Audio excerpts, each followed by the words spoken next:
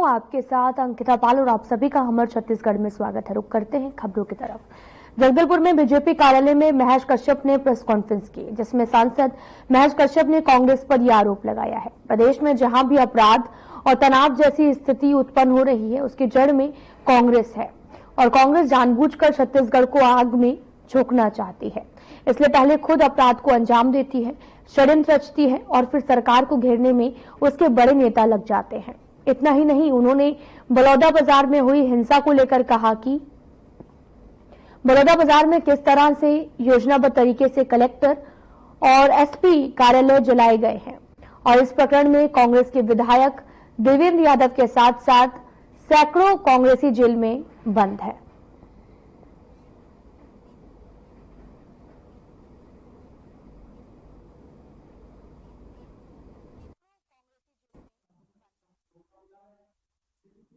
देखिए, छत्तीसगढ़ में अभी लगातार चौथी बार हमारा सरकार बना है। प्रदेश में देश में हमारे गारंटी देने वाले मोदी जी का तीसरी बार सरकार बना है और कांग्रेस के लोगों को पास कोई मुद्दा नहीं है। कांग्रेस के लोगों को पूरे देशवासियों ने नकार दिया है। इसीलिए कांग्रेस के लोग हर राज्य में, हर क्षेत्र में अशांति फैलाना चाहते हैं और जितने भी घटनाएं घट रही है, चाहे हमारा बलौदाबाजार का घटना देखें, दामाकाड़ा का घटना देखें, जितना भी घटनाएं घट रही है या इसके पीछे कांग्रेस का हाथ है। इस प्रकार से अशांत करके आपस में लड़ा करके राजनीति करना चाहते हैं, लेकिन ये कामयाब नहीं होगा। और यही सब विषय को लेकर आज ये प्रेस पत्रकार वार्ता था। जिस प्रकार कांग्रेस के कार्यकर्ताओं के उसमें हाथ देखने को मिल रहा है, तो आने वाला समय में भारतीय जनता पार्टी युवा मोर्चा के द्वारा उनका विरोध भी होगा और कांग्रेस जिस प्रकार से अपना नाकामी छुपाने के लिए, अपना कोई जनाधार को पाने के लिए इस प्रकार से वो करना चाह रही है, लेकिन अभी आने वाला समय में नगर पंचायत, जिला पंचायत, जनपद त्रिस्तरीय राज पंचायत का चुनाव है, तो अंतिम समय में भी यही सब कम करके कम से कम अपना अस्तित्व बचाए ये प्रयास में वो भी कामयाब नहीं होंगे। इसलिए भारतीय जनता पार्टी हर कार्यकर्ता उनको मुकाबले करने के लिए तैयार है। इसी विषय को लेकर आज हम लोग यहाँ पर प्रेस वार्ता का आयोजन किया गया। तो पूरा कांग्रेस का हाथ है। आप बलौदाबाजार का घटना में जो पुलिस कार्यालय, कलेक्टर कार्यालय जलाया गया, उसमें उनका विधायक के साथ साथ कितने कांग्रेस के नेता अंदर हैं। अभी एक पुलिस की अधिकारी की पत्नी और बच्चे को हत्या में भी कांग्रेस के लोगों का हाथ है। चाहे नकली नोट का मामला हो, उसके कांग्रेस का हाथ है। तो कुल मिलाके छत्तीसगढ़ में अराजकता फैलाना चाहते हैं और सरकार के ऊपर सरकार जो हमारे आदरणीय विष्णुदेव साय जी की सरकार निरंतर साय काम करे, इसमें विधान डालना चाहते हैं। बस्तर जैसे अशांत क्षेत्र को शांत करने के लिए हमारे सरकार के द्वारा 2026 तक का लक्ष्य रखा गया है। उसमें भी कहीं ना कहीं योगदान डालने के लिए कानून व्यवस्था के नाम पे ये लोग षड्यंत्र कर रहे हैं। इसमें कभी कामयाब नहीं होंगे। इस प्रकार से कांग्रेस अपना ओछी राजनीति से बाज आए तो अच्छा होगा। बीजेपी प्रदेश महामंत्री संजय श्रीवास्तव ने कांग्रेस पर हमला करते हुए कहा कि कांग्रेस बागेश्वर धाम के धर्मांतरण के खिलाफ यात्रा से घबराई गई है। कांग्रेस हमेशा धर्मांतरण की पक्षधर रही है। हम धर्मांतरण के खिलाफ हैं। हम इस यात्रा का स्वागत करते हैं। संजय श्रीवास्तव ने कांग्रेस संत महात्माओं को सलाहना दी। धर्मांतरण के समर्थक कांग्रेस और धर्मांतरण के समर्थक प्रदेश कांग्रेस के अध्यक्ष दीपक बैज को जरूर ये खराब लग रहा होगा कि बागेश्वर धाम जी इस धर्मांतरण के खिलाफ में जब पदयात्रा कर रहे हैं तो निश्चित रूप से उनको तकलीफ हो रही है। बागेश्वर धाम को यह सलाह देना कि यहां पदयात्रा की बजाय माननीय मोदी से मिलकर कानून बनाए। जिन कानूनों पर कांग्रेस को विश्वास नहीं, जिस कानून का उल्लंघन कांग्रेस के नेता करते हैं, प्रदेश कांग्रेस के नेता करते हैं, इसका ताजा उदाहरण बलरामपुर की घटना, सूरजपुर की घटना और बलौदाबाजार की घटना इस बात को इंगित करती है। अब इस देश के जो संत हैं उनको भी क्या कांग्रेस ही सलाह देगी? मुझे लगता है कानून से ज्यादा मजबूत इस देश के नागरिक हैं जो स्वयं इस बात को समझते हैं कि देश हित में धर्मांतरण ठीक नहीं है। लोक लुभावन पैसे का लालच देकर धर्मांतरण कराना ये कांग्रेस के लिए हो सकता है ठीक हो, लेकिन ये देश के नागरिकों के लिए ठीक नहीं है। इसलिए हम बागेश्वर धाम की इस पदयात्रा का स्वागत करते हैं। इस देश में, इस प्रदेश के अंदर में धर्मांतरण का कोई मतलब नहीं है और धर्मांतरण का कोई औचित्य नहीं है। हम इसका विरोध करते हैं। हो सकता है दीपक बैज और कांग्रेस की मजबूरी हो सकती है कि वोट बैंक के लिए वो धर्मांतरण का सहारा लेते हैं। महासमुंद में छत्तीसगढ़ के 24वें स्थापना दिवस पर राज्योत्सव कार्यक्रम का आयोजन हुआ, जिसमें मुख्य अतिथि के रूप में खाद्य मंत्री दयालदास बघेल ने शिरकत की। जिला स्तरीय राज्योत्सव का दीप प्रज्वलन करके शुभारंभ किया गया। इस दौरान उन्होंने कहा कि शासन की जनहित योजनाओं को जन जन तक पहुंचा कर विकास करेंगे और इसके साथ ही उन्होंने यह भी कहा कि छत्तीसगढ़ राज्य निर्माण का श्रेय भारत रत्न अटल बिहारी वाजपेयी को जाता है। वहीं दयालदास बघेल ने कहा कि प्रधानमंत्री नरेंद्र मोदी की गारंटी और मुख्यमंत्री विष्णुदेव साय के सुशासन में राज्य लगातार नए विकास कर रहा है।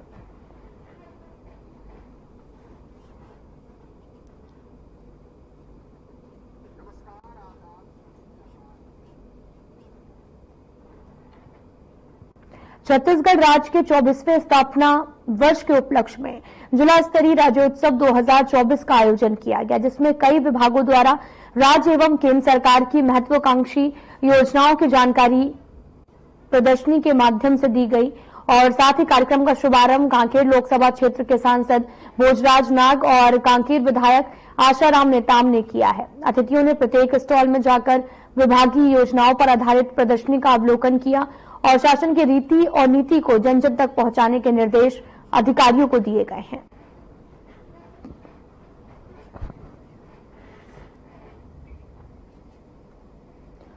प्रदर्शनी से योजनाओं की जानकारी भी यहां पर दी गई है। पूरा मामला कांकेर से है, जहां पर राज्य का 24वां स्थापना दिवस बड़े ही धूमधाम से मनाया गया, जहां पर बड़ा कार्यक्रम रखा गया और इस कार्यक्रम में बड़ी संख्या में नेता, कार्यकर्ता और जनता भी मौके पर मौजूद रहे। तस्वीरें भी आपको दिखा रहे हैं जो कि राज्योत्सव 2024 की हैं। प्रदर्शनी की से जो है योजनाओं की जानकारी लोगों तक पहुंचाई गई है।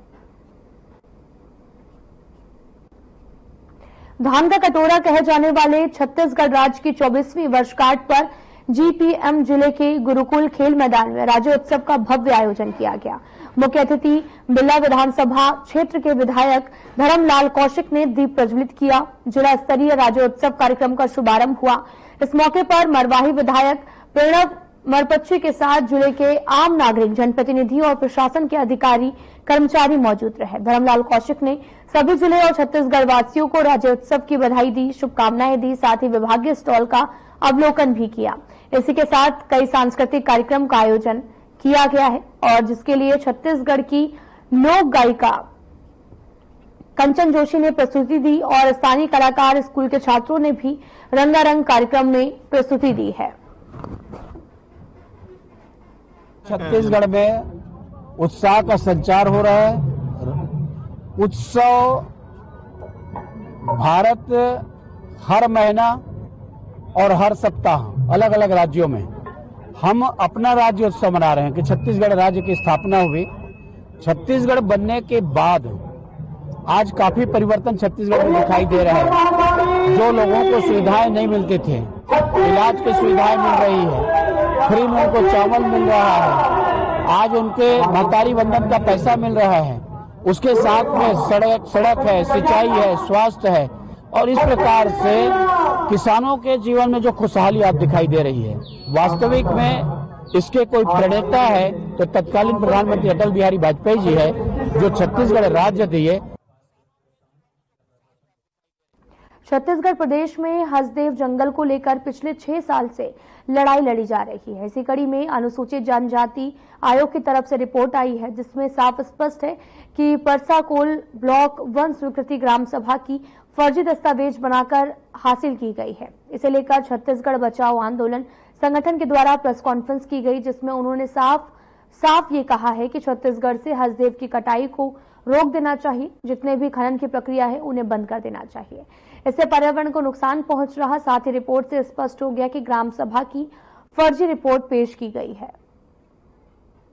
पिछले 6 सालों से कह रहे हैं कि खनन परियोजना के लिए हमने कभी भी ग्राम सभा में कोई सहमति नहीं दी है। जो ग्राम सभा का सहमति का प्रस्ताव बताया जा रहा है वो फर्जी कूटरचित तरीके से बनाया गया था और इसी मांग को लेकर 300 किलोमीटर लोग पैदल चलकर रायपुर आए थे और राज्यपाल मुख्यमंत्री से मिले थे। इस फर्जी ग्राम सभाओं की जांच की शिकायत छत्तीसगढ़ राज्य अनुसूचित जनजाति आयोग में की गई थी। आयोग ने इस मामले का संज्ञान लिया।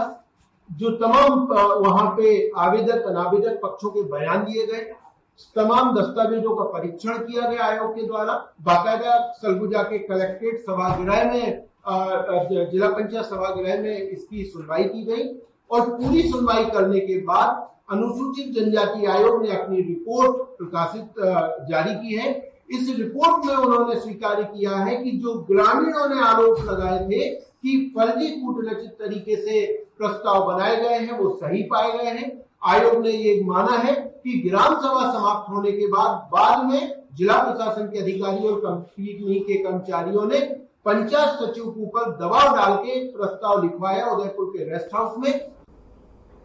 भारतीय रिजर्व बैंक इस साल अपनी स्थापना की 90वीं वर्षगांठ मना रहा है और इस अवसर को विशेष बनाने के लिए देश भर के कई कार्यक्रम का आयोजन किया गया। इस क्रम में आरबीआई के स्नातक छात्रों के लिए राष्ट्रीय स्तर पर एक क्विज प्रतियोगिता रखी गई और प्रतियोगिता रायपुर स्थित बेबीलोन इंटरनेशनल में आयोजित हुई, जिसमें कॉलेज के छात्रों ने हिस्सा लिया और 90 टीमों ने हिस्सा लिया है। आरबीआई के इस क्विज का आयोजन युवा छात्रों ने किया। भारतीय रिजर्व बैंक की भूमिका वित्तीय नीतियों और अर्थव्यवस्था की मूलभूत समझ को बढ़ावा देने के लिए किया गया है।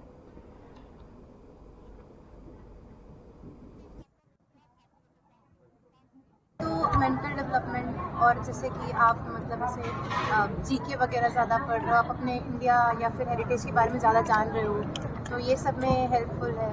और क्वेश्चंस बहुत अच्छे थे, मतलब सिर्फ फैक्ट बेस्ड नहीं थे, जो उन्होंने हिंट्स दिए उसके थ्रू हम लोग ने बहुत सारे क्वेश्चन अपने लॉजिकल रीजनिंग का यूज किया। फ्यूचर में कहीं ना कहीं इसको प्लस करेंगे। हाँ जैसे कि सेलेक्ट हो जाते हैं तो रिज्यूमे लगा सकते हैं अपने सीजे वगैरह के इंटरव्यू टाइम। मतलब ओवरऑल अब इस कंपटीशन को आपने किस लिए फाइट किया है? क्या आप इन फ्यूचर पे आने वाले कल में जब आपका भविष्य रहेगा कहीं सीवी में लगाने के लिए किया है कि आप अपने आप को ग्रो करने के लिए किया? ग्रोथ के लिए, डेवलपमेंट के लिए, ग्रोथ के लिए किया है, क्योंकि मुझे पर्सनली क्विजेज और जीके में बहुत ज़्यादा इंटरेस्ट है, तो मैं तो ऐसे कॉम्पिटिशन्स में पार्ट लेना पसंद करता हूँ, तो मेरे लिए तो ये अच्छी अपॉर्चुनिटी है। Mental aptitude online doubt clear भी कर लिया। मैम जनरली ऐसा होता है कि कुछ कॉम्पिटिशन्स होते तो है तो बहुत छोटे लेवल के होते हैं। रिजर्व बैंक ऑफ इंडिया का एक एपेक्स बैंक है और इस बैंक के द्वारा जो ऑर्गेनाइज कराया गया है ये पूरे नेशनल लेवल पे किया गया है और ये कुछ इस लेवल पे किया गया। क्वेश्चन ऐसे दिए गए कि आदमी का हॉरिजन एक ऊपर लेवल पे जाए। जनरली क्वेश्चन क्विज में हमको क्या पूछा जाता है, व्हाट इज दैट और व्हाट इज दिस, मतलब क्या है क्या नहीं है के फॉर्मेट में सिंपली। लेकिन यहाँ पे जो सवाल पूछे गए वो इस फॉर्मेट में है ताकि आदमी को सोचना पड़े। तो मेंटल एबिलिटी जो स्किल है ना, सोचने की क्षमता बढ़ाने लायक ये क्विज है, मतलब आदमी को सोचने पर मजबूर करते इस टाइप का कैपेबिलिटी ये बढ़ाना चाह रहे हैं। स्टूडेंट्स के लिए बेहतर प्लेटफॉर्म ये है, इस क्विज को अटेंड करने के बाद इसके बहुत सारे राउंड्स होते हैं, तो इन क्विज को अटेंड करने के बाद बंदे को पता चलता है कि वो किस लेवल पर है और उसको समझ में आएगा कि उसको क्या क्या अपने में इम्प्रूवमेंट करने की जरूरत है अगर उसको फ्यूचर में और कोई कॉम्पिटिटिव एग्जाम दिलाना है। क्या क्या इवेंट में चल रहा है, कितने चरण का प्रतियोगिता हुई, कितने लोगों ने हिस्सा लिया? हमारे राज्य से करीब 12,000 टीम ने इंटरेस्ट दिखाया था और अधिकतर हमारे गवर्नमेंट कॉलेज के स्टूडेंट्स। अभी हम स्टैटिस्टिक्स देखते हैं तो ये बताया जाता है कि छत्तीसगढ़ स्टेट जो है वो अभी एजुकेशन में नीचे है, बहुत नीचे है, बहुत काम करने की ज़रूरत है। लेकिन आरबीआई के साथ जो ये क्विज कंपटीशन हुआ उसने ये सारे आंकड़े को जुटला दिया है। मुझे पूरा भरोसा है क्योंकि आप देख रहे हैं कि इतने सारे गवर्नमेंट कॉलेजेस के बच्चे बीजापुर, बस्तर, सरगुजा, बहुत ही छोटी छोटी जगह से आ रहे हैं, रुचि दिखा रहे हैं। ये बता रहा है कि हमारे राज्य में बच्चों को कितनी ललक है। बस अवसर उपलब्ध करा दीजिए, फिर देखिए हम क्या नहीं कर सकते। मुझे लगता है कि प्रसन्ना साहब के टीम जो है इतनी बेहतरीन काम कर रही है उच्च शिक्षा में कि जितने समय ये रहेंगे पूरा चेंज ले आएंगे। जो क्वेश्चन आंसर वगैरह तुमने तय किए थे वो क्या आरबीआई के ही जो से जुड़े हुए हैं? पूरी टूर्नामेंट जो है आरबीआई ने अपनी सेरेमनी के तौर पे ऑर्गेनाइज की है, पूरे देश में ऑर्गेनाइज की है। उसमें पहला चरण जो था वो एलिमिनेशन राउंड था, उसमें हमारी 12,000 टीम ने रजिस्ट्रेशन कराया और 3,402 टीम जो है वो अपीयर हुई। इनमें से जो आप देख रहे हैं यहाँ पे 74 टीम्स आई है, हालांकि 90 टीम्स को आना था, बहुत से अपने किसी विशेष कारण से नहीं आ पाए हैं। सेकेंड राउंड ये हो रहा है, आप लोग साक्षी है, देख रहे हैं कि बच्चों का कितना अच्छा इंटरेस्ट है इसमें से। लेकिन एक ही टीम जाएगी जोनल लेवल पे, और हम चाह रहे हैं कि हमारे राज्य से बेस्ट टीम जाए, वो नेशनल तक जाए। हमारा पूरा प्लान वैसा है। हमने सेकेंड राउंड के लिए ऑनलाइन क्लासेस, आप सोचिए दिवाली का अवसर है पूरा, आप डेटा ले लीजिए, ऑनलाइन क्लासेस हुई है इन सारे सेलेक्टेड टीम्स के लिए 15 दिन अबाध गति से 10:30 से 5:30 तक ये तैयारी करके हमारे ये ग्रामीण क्षेत्र के बच्चे हैं। तो बस इतना ही सीखने मिला ये काम करने से कि इनको अवसर आप उपलब्ध करा दीजिए बस, फिर वो देख लीजिए कि वो कैसे निखर के बाहर आते हैं। तो आगे भी ऐसे अवसर इनको मिलते रहने चाहिए पूरे राज्य में अलग अलग तरीकों से। ये मतलब मुझे सीखने मिला। नेशनल कब और कहाँ जी? नेशनल कब और कहाँ? नेशनल अभी एक चरण और होना है जोनल लेवल का। इसमें से जो फर्स्ट टीम आएगी वो बॉम्बे में जोनल लेवल पे पार्टिसिपेट करेगी। टोटल 6 जोन है, 6 जोन की 6 टीम पे वो जोनल लेवल पे फाइनल्स होने हैं, और वहां से जो फर्स्ट टीम आएगी वो दिल्ली में जाएगी फाइनल्स खेलने के लिए। परिचय दे। जी, मैं पंकज मेहता, डिप्टी डायरेक्टर हूँ हायर एजुकेशन। छत्तीसगढ़ स्थापना दिवस पर आयोजित जिला स्तरीय राज्योत्सव के मौके पर डिप्टी सीएम अरुण साव ने कहा कि ये दिन आप सबके अभिनंदन और स्वागत का दिन है। बिलासपुर के ऐतिहासिक पुलिस ग्राउंड जो कि आपकी उपस्थिति बयां कर रहा, आपका उत्साह बता रहा है कि छत्तीसगढ़ में नया सवेरा हुआ है। उन्होंने इस मौके पर पूर्व प्रधानमंत्री भारत रत्न स्वर्गीय अटल बिहारी वाजपेयी को याद करते हुए छत्तीसगढ़ राज्य बनाने के लिए आभार व्यक्त किया, और डिप्टी सीएम ने कहा कि छत्तीसगढ़ महतारी की पावन भूमि है जहां बड़े बड़े संत, महात्मा, मनीषी, समाज सुधारक पैदा हुए हैं। इस दौरान राष्ट्रीय ग्रामीण आजीविका मिशन, स्वच्छ भारत मिशन जैसी योजनाओं की आकर्षक प्रदर्शनी भी लगाई गई है। छत्तीसगढ़ का स्थापना दिवस है और ये जो भव्यता दिखाते आखिर तरस गे रही चाहिए भव्य राज्योत्सव देखे बर। आज ये बिलासपुर के ऐतिहासिक पुलिस ग्राउंड जो आपके उत्साह, आपके उपस्थिति ला बतावा थे कि छत्तीसगढ़ में नवा सवेरा होए, छत्तीसगढ़ में कुछ नया होने वाला है। और ये उत्साह, ये ऊर्जा, यही वो ऊर्जा है जो आज हमारे पर प्रेरणा बने है कि हमने बनाया है, हम ही सवारेंगे इस मूल मंत्र ला लेके आज हमन काम। छत्तीसगढ़ राज्य स्थापना दिवस राज्योत्सव 2024 का आयोजन गरियाबंद जिले के गांधी मैदान में 5 नवंबर को किया गया था, जहां रंगारंग कार्यक्रम के साथ राज्योत्सव मनाया गया। इस कार्यक्रम के उत्सव के मुख्य अतिथि तखतपुर से विधायक धर्मजीत सिंह समेत राजिम विधायक रोहित साहू और बिंद्रा नवागढ़ विधायक जनक ध्रुव भी शामिल थे। राज्योत्सव कार्यक्रम में शासकीय योजनाओं को प्रदर्शित करने के लिए इस कार्यक्रम में गरियाबंद जिले के सभी विभागों द्वारा प्रदर्शनी भी लगाई गई, जिसकी सराहना करते हुए मुख्य अतिथि धर्मजीत सिंह ने लुत्फ उठाया। गरियाबंद की जनता ने भी अपनी जिज्ञासा के साथ ही इस प्रदर्शनी को देखा और समझा। इस बीच धर्मजीत सिंह ने बातचीत की, जहां उन्होंने कहा कि छत्तीसगढ़ राज्य की स्थापना अटल बिहारी वाजपेयी ने की थी और इन 24 सालों में छत्तीसगढ़ को कुछ खट्टा, कुछ मीठा, कुछ अच्छा, कुछ बुरा अंत हमने देखने को मिला है। वाजपेयी जी ने की थी, तकलीफों को दूर करके हमारे हक और हुक्म स्थापना की थी। ठीक है, इन 24 वर्षों में कुछ खट्टा, कुछ मीठा, कुछ अच्छा, कुछ बुरा अनुभव मिला है, लेकिन हम उम्मीद करते हैं कि नरेंद्र मोदी जी के नेतृत्व में, विष्णुदेव साय जी के शासन में छत्तीसगढ़ चहुओर विकास की ओर आगे बढ़ रहा है। किसानों की माली हालत सुधारने के बाद तो उनको 2100 रुपये, पूरे भारतवर्ष में सबसे ज़्यादा धान की कीमत हम दे रहे हैं, उनका बोनस 3300 करोड़ रुपये का हमने दिया। गाँव को 1000 रुपया महीना हमने देने का काम और उनके सशक्तिकरण का किया। 18 लाख प्रधानमंत्री आवास देने का हमने वायदा किया है, 8 लाख देने का निर्णय हो चुका है और प्रदेश के 7000 से ज़्यादा लोगों को अभी नौकरी देने की प्रक्रिया चल रही है। धीरे धीरे हम सभी क्षेत्रों की ओर ध्यान दे रहे हैं। सिंचाई का रकबा बढ़ाने, सिंचाई के लिए बजट प्रावधान करने, स्वास्थ्य के लिए बजट का प्रावधान करने और बिजली, शिक्षा, सड़क, सिंचाई, स्वास्थ्य और पेयजल के लिए हम काम कर रहे हैं और यही छत्तीसगढ़ के निर्माण के। खबर लोरमी से है, जहां पर डॉक्टर की लापरवाही से एक 7 साल के बच्चे की मौत हो गई है, जिसके बाद अस्पताल परिसर में हंगामा मच गया और डॉक्टर का सच सामने आया। आखिर क्या है पूरा मामला, देखिए इस रिपोर्ट में।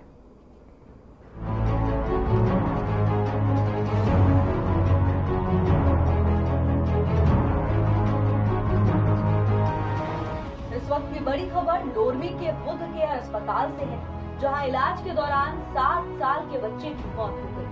उक्त मामले की खबर से अस्पताल परिसर में हंगामा मच गया।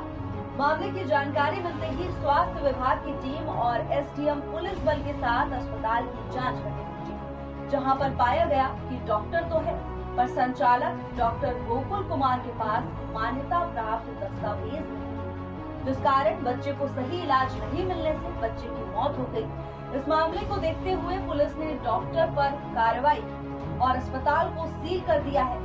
फिलहाल मामले में 7 साल के बच्चे की मौत की अस्पताल में पुष्टि नहीं। डॉक्टर्स ने मरीज को उचित इलाज के लिए बिलासपुर रेफर कर दिया था, जहां बच्चा बिलासपुर पहुंचते ही दम तोड़ गया। बता दें कि doctor Gokul Kumar MBBS doctor तो है, लेकिन कहते हैं ना, अपने पैर में कुल्हाड़ी मारना, ठीक वैसा ही हुआ है।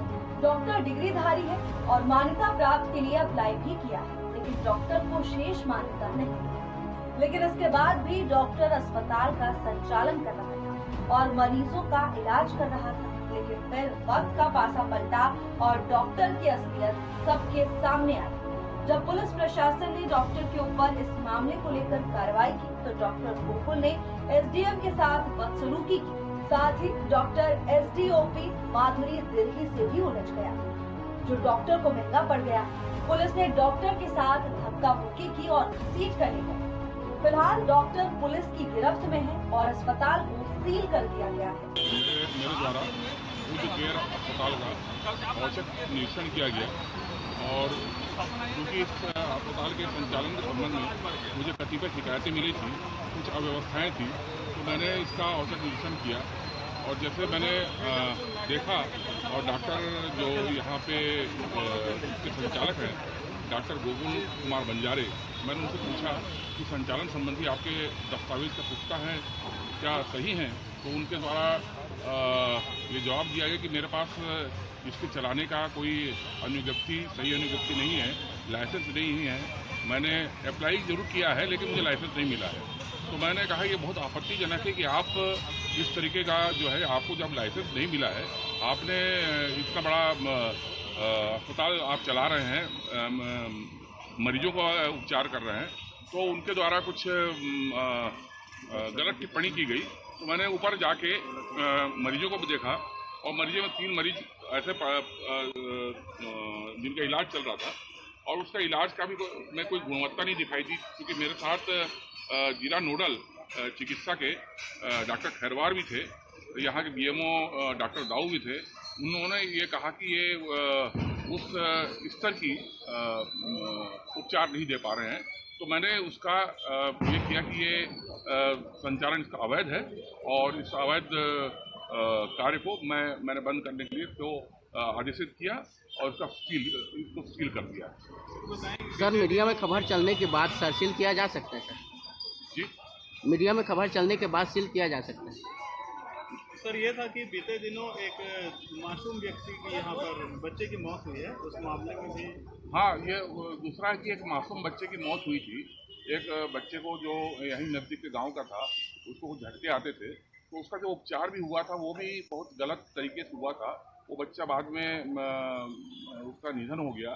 तो ये तमाम शिकायतें। सर, क्या उस बच्चे के परिजन को कोई शिकायत है? उस बच्चे पर फिलहाल में इतना ही। नमस्कार।